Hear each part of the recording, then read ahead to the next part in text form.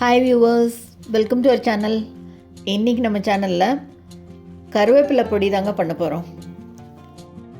கருவேப்பிலை உடம்புக்கு ரொம்ப ரொம்ப நல்லது. ரசம் குழம்பு இதில் போட்டாலும் எடுத்து ஓரமாக போட்டுறாங்களா, இந்த மாதிரி பொடி பண்ணி வச்சுட்டு அருமையாக கலந்து சாதத்தில் கொடுத்தீங்கன்னா அட்டகாசமாக இருக்கும்.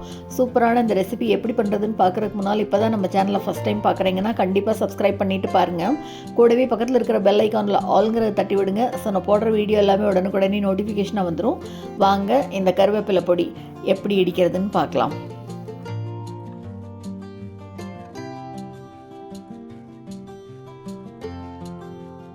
இதுக்கு நல்லா ஒரு பெரிய கொத்து கருவேப்பிலையை உருவி நல்லா வாஷ் பண்ணி நிழல்லையே ஆற வச்சு எடுத்து வச்சுருக்கேன். பாருங்கள், 3 கைப்பிடி அளவு வரும். இதை ஒரு வாணலியில் சேர்த்து ட்ரை ரோஸ்ட் பண்ணிக்கலாம்.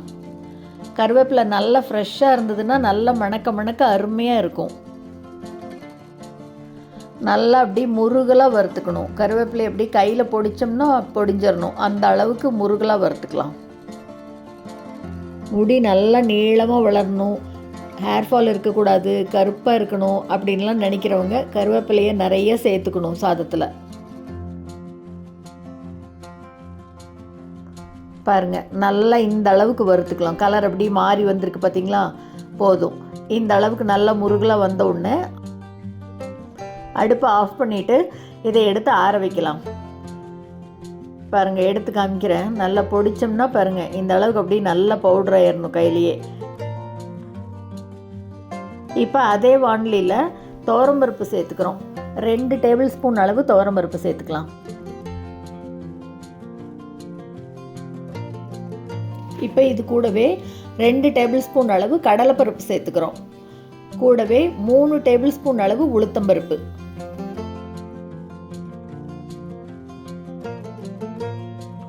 இப்போ இந்த 3 பருப்பையும் மீடியம் ஃப்ளேமில் வச்சு நல்லா கைவிடாமல் ஒரு 5 நிமிஷத்துக்கு அப்படியே வறுக்கலாம்.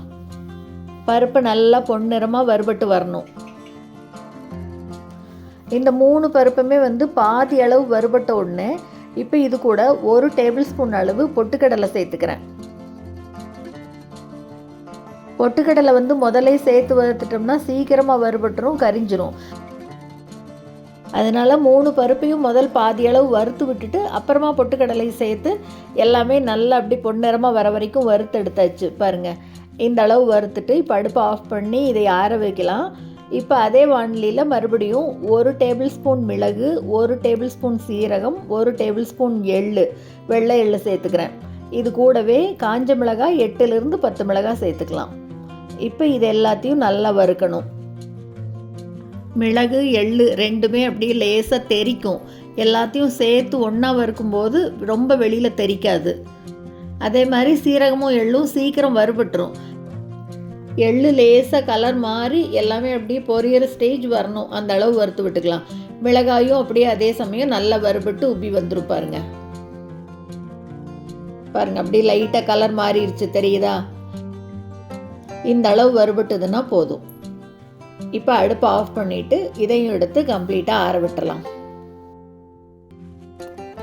இப்போ இதெல்லாம் நல்லா ஆறினதுக்கப்புறமா எல்லாத்தையும் ஒரு மிக்ஸி ஜாருக்கு மாற்றிக்கலாம். மிக்ஸி ஜாரில் சேர்த்துட்டு இப்போ இந்த பொடிக்கு தேவையான அளவு உப்பு சேர்த்துக்கலாம். கூடவே கொஞ்சமாக பெருங்காயத்தூள் ஒரு 1/2 டீஸ்பூன் அளவு சேர்த்துக்கலாம். சேர்த்துட்டு முதல்ல இதை ஒரு தடவை கொரகொரப்பாக அரைச்சி எடுத்துக்கலாம். ரொம்ப பவுடர் பண்ண வேண்டாம். பாருங்கள், இந்த அளவு அரைச்சதுக்கப்புறமா இது கூட நம்ம வறுத்து வச்சுருக்கிற கருவேப்பிலையை சேர்த்து அதையும் பவுடர் பண்ணிக்கணும். கருவேப்பிலை வறுக்கும்போது நல்லா மொறுமொறுன்னு வறுத்து வச்சிடணும், அப்போ தான் பவுட்ரு பண்ணுறதுக்கு சுலபமாக இருக்கும். பாருங்கள், நல்லா ஃபைன் பவுடராக அரைச்சி எடுத்தாச்சு. எடுத்து காமிக்கிறேன் பாருங்கள், இந்த அளவுக்கு இருக்கணும். நல்லா பொடி பண்ணிட்டோமா? இப்போ இதை அப்படியே ஒரு ஏர்டைட் கண்டெய்னரில் போட்டு வச்சிங்கன்னா அப்படியே 6 மாதம் ஆனாலும் கெடவே கெடாது, அருமையாக இருக்கும். கருவேப்பிலை வாசம் மணக்க மணக்க மிளகு சீரகத்தோட அருமையாக கருவேப்பிலை பொடி சூப்பராக ரெடி பண்ணியாச்சு. சொல்லவே வேண்டாம், அவ்வளோ ஹெல்த் பெனிஃபிட்ஸ் இருக்குங்க இந்த கருவேப்பிலையில். இதை அப்படியே சூடாக சாதத்து மேலே போட்டு அப்படியே சுட சுட நெய்யை உருக்கி ஊற்றி அப்படியே கலந்து சாப்பிட்டிங்கன்னா அவ்வளோ அருமையாக இருக்கும். சூப்பரான இந்த ரெசிபியை நீங்களும் செஞ்சு பார்த்துட்டு மறக்காமல் கமெண்ட்டில் சொல்லுங்கள். இந்த வீடியோ உங்களுக்கு பிடிச்சிருந்ததுன்னா லைக் பண்ணுங்கள், ஷேர் பண்ணுங்கள், கமெண்ட் பண்ணுங்கள். மறக்காமல் நம்ம சேனலை சப்ஸ்கிரைப் பண்ணுங்கள். கூடவே பக்கத்தில் இருக்கிற பெல் பட்டனையும் தட்டி விடுங்க. ஸோ நான் போடுற வீடியோ எதுவுமே மிஸ் பண்ணாமல் பார்க்கலாம். தேங்க்ஸ் ஃபார் வாட்சிங்.